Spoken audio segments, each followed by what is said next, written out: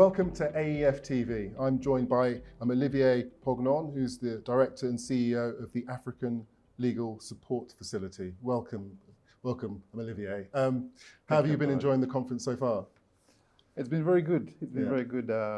Nice venue. Very good people. Very good connections to make. So overall, very good experience for me so far. Excellent. For my team. Good. So my first question. The ALSF has a very unique mandate. Can you explain what that mandate is and its importance within the power landscape in Africa? Sure, Abdullah. So the African Legal Support Facility, ALSF, is an international organization. It's hosted by the African Development Bank. We have our headquarters in Abidjan, Côte d'Ivoire. We've been in operations for 10 years. Of course, the ALSF was initially created by the finance ministers of the African Development Bank with a view to address vulture fund litigation and debt management issues. So over time, that mandate has evolved. And now what we aim for is to establish sustainable legal capacity across the continent. That's our mandate and that's our mission. And we do that by providing legal advisory services to our member countries in areas of key importance for them, such as infrastructure, PPP, natural resources, and of course, power and debt management. And we also provide capacity building and knowledge management services.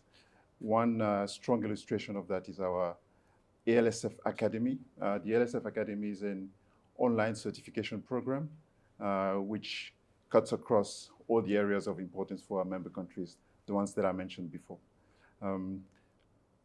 What we aim to do actually is to reduce the imbalance or the perceived imbalance in terms of skills and expertise between private sector and public sector.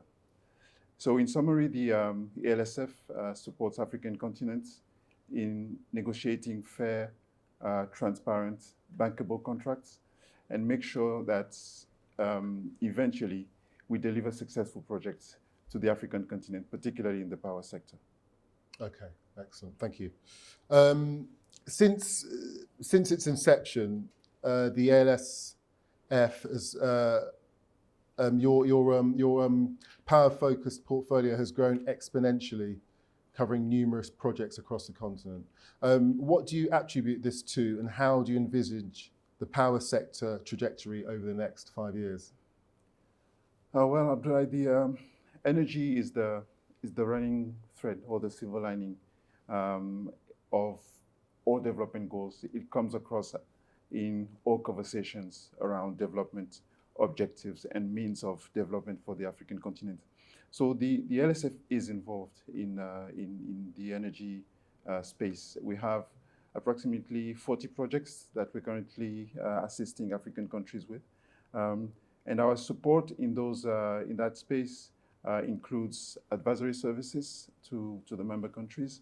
And that consists of assisting them with negotiating complex contracts such as a power purchase agreement or other implementation documentation in a given project.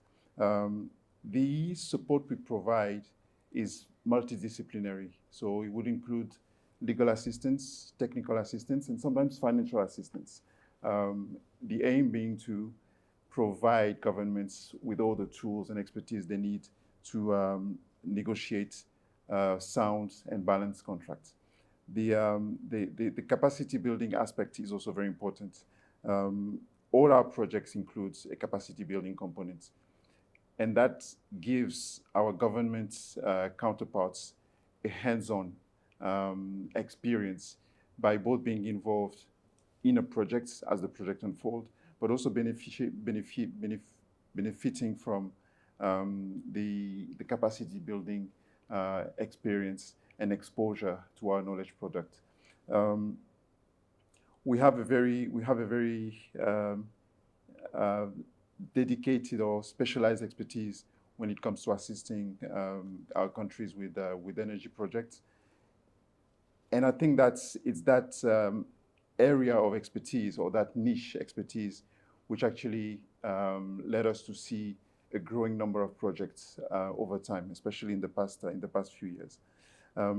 So electricity is, of course, critical to development, and we expect to see more and more projects that will be assisting African government with.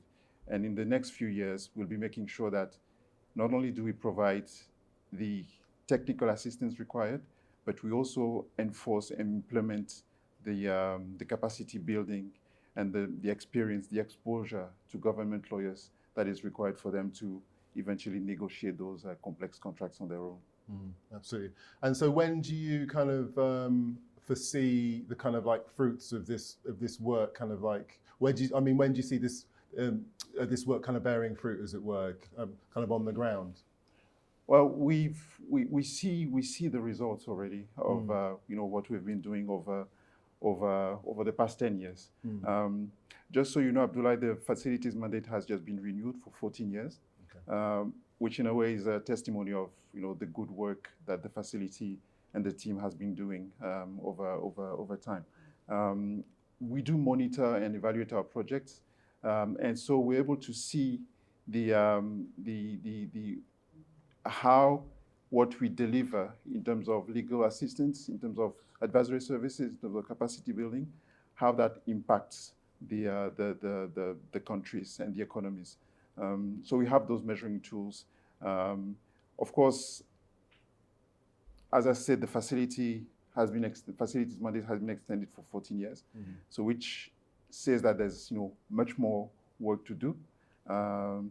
We have a number of countries in which we still need to get projects and create awareness so that we can assist them. But overall, the facility has been doing a good work, I believe, over the past 10 or so years.